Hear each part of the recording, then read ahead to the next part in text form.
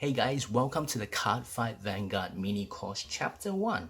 So in this chapter, we will be summarizing the basic stuff that you have learned so far. So let's get started. So the first thing you want to know when you jump to a card game is you want to know how you can win in the game. In Cardfight Vanguard, the goal is to do 6 damage to your opponent and you win. That is the goal. Of course, there's another alternative, but don't worry about that for now. So yes, the main goal is to do 6 damage to your opponent.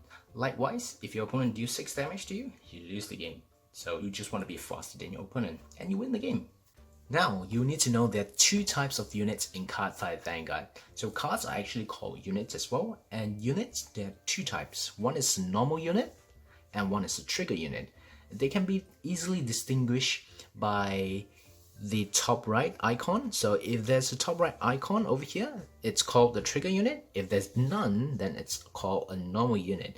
So another way to distinguish is by the border. A yellow border is a trigger unit, a black border is a normal unit. So that works to a certain degree a bit different, but not exactly, because all units can be called onto the board and can be used to defend the attack and stuff. But just trigger unit helps you in a way in during the battle phase, give you a certain power boost and benefits. So it's very crucial that you need them in the deck, and there's also a specific rule that a certain amount of trigger units must be in the deck, no more or no less.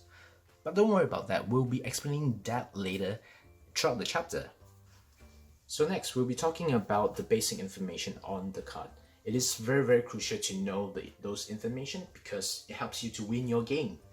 So the first thing that we're going to talk about is the grade. The grade is essentially the level of that card. So usually it ranges between 0 to 3.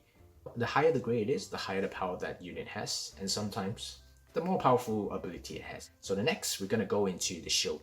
So I will be explaining the shield and the power together. So we're going to talk about the power first. So power is essentially a attacking power and defense power at the same time. So during your turn, the power will act as a attacking power, but during your opponent's turn, it will act as a defense power.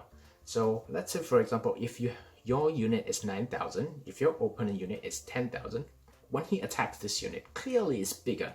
If you want to prevent that attack to go through or to do damage to you, you need to play something from your hand to guard that attack. So when you drop that card to guard, the shield value will be added onto the power. So for example, if you drop a card that has a 5,000 shield to block the attack, that 5,000 shield will add up to here. It will become a 14k defense power for that particular battle. We'll explain more in details later during the game, so you don't have to worry about it. Yeah, the next thing we'll be going through is the race and the clan.